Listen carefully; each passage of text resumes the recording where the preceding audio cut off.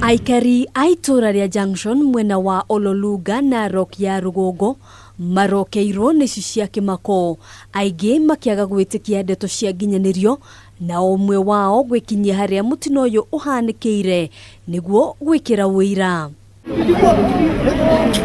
aingĩ makioneka kuonana tunua na kwaga gwĩtĩkia ati Sheila Chebet wa ukuru wa miaka 14 akua ndugu ya kiwendo ya mieri 3 tu mwikuirwo munene thutha ucio agicoka gwithara. Alikuwa anakaa kwa mtu mwingine anaitwa Festus.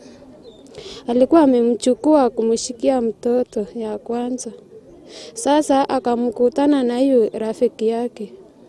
Sasa akakaa na hiyo rafiki yake ndio huyu ameuawa. Kuringana na aikari itora-inĩ rĩrĩ ciiko cia ũhaguku wa ũgitĩri nĩ ciongererekete na rĩrĩ ti rita rĩa mbere ũndũ ta ũyũ gũkorwo ũkĩhanĩka. Huyu mtoto ni mtu wa nne kuuliwa. Hatujamaliza mwezi moja, kuna mama anaitwa Mama Winnie amedungwa alikufa na ni kwake. Agĩkĩra mũkonde riboti ĩno ya kĩeha, Commissioner wa Narok ya Rugongo Charles Mukale augĩte maabitha a borithi nĩ mareka o ũrĩa mangĩhota gũtigĩrĩra nĩ maikia mwĩkũĩrwo ũyũ ngono. Na huyu mwanamume wake alikuwa akifanya kwenye kware ambazo ziko hapo karibu.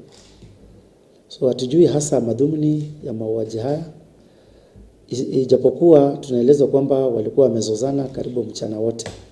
Gikuo gĩa Sheila gĩũkĩte o rĩrĩ gũkoretwo na mateta igũrũ rĩgiĩ njũragano cia kĩwendo iria ikoretwo ikĩhanĩka o mũthenya.